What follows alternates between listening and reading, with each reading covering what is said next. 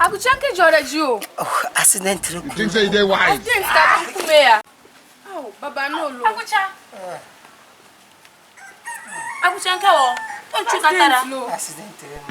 Accident ke wo. E kenye bo moto mala shi ofun mala shi le kono think of accident ejwa. Afotore humolo na wa. Will you keep quiet?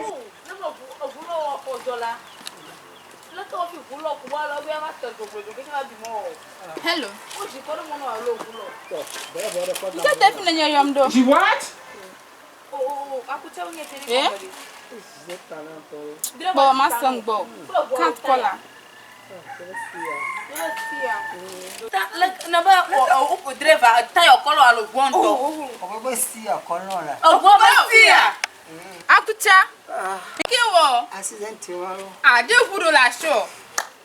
Humolo na fosola. Jesus! Ovu. Trova ko. Ba tunya tapology. Ami ke be po. Trova ko si akono la. Hey.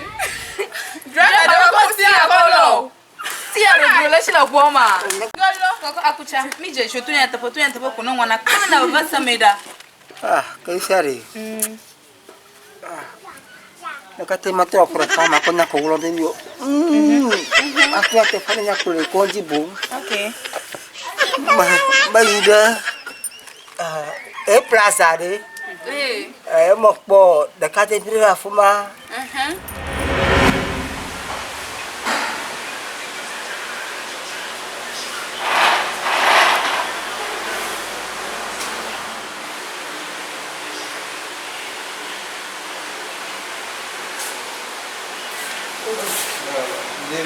Aku macam mana birthday ni? Birthday halu lah ni apa sih? Okay. Birthday me. Aku quite one ni. 800. Oh, bago gadaraji. Oni choko baca ya. 20 series kira. Kau gadaraji. Hey, you mafia. Besar pun dah darah dua mana? Tapi dah percaya ni cara orang. 20 series kau baca. Cakap bang, itu tu mana bang? Kakek nana nyawu gare nyawu ge. Nama dia tu kiam. Betul kia gana asal ko. Amanto boleh kamu. Aku siap tu loh. Masa tu doktor lawa. Domi. Doktor ni. Berapa beli gamenya? Mina mana siapa mah? Mana dong? Nana nama juko masasa. Ni mah amade legala ya. Bukan ke kamu sesa. Tanah ni yo gare. Amade dibona. Ai Jesu. Tu yang tak buat. Lah, dia makanya jumpa pulau. Makanya jumpa pulau. Makan apa tak? Ajar dia kini pernah 12,000. Dia force di Mahama pula. Nana makanya jumpa pulau. Mahama amadi go kek tu ni. Mama tu dah di go. Mahama di go. Mau bis. Mau bis mereka.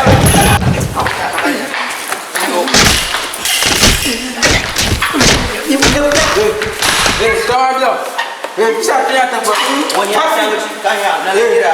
Nana semalam lah. Nana kau Mahama deh. Makanya jumpa pulau ni lah. Nak cuba. Apa boleh? Mahama juga puna na. Mahama make una apa? Engkau jual film mana nanya jumpa pulau Mahama. Duku garama bro. Nana kena tu Mahama. Makanya aku gang lupa nak boleh. Galak bali mah. Galak beli mah. Ma bro nana kena tu Mahama. Kaya orang nak pulau. Adino saya mana tu yang terpuk. Contoh aja. Kau mari. Contoh aja ya kamu tu. Tabo puna mito mali miro. Galak bali mare MPP bola fi me ko kana mi ko di sa mi mali miro. Tabo puna mito. Tabo.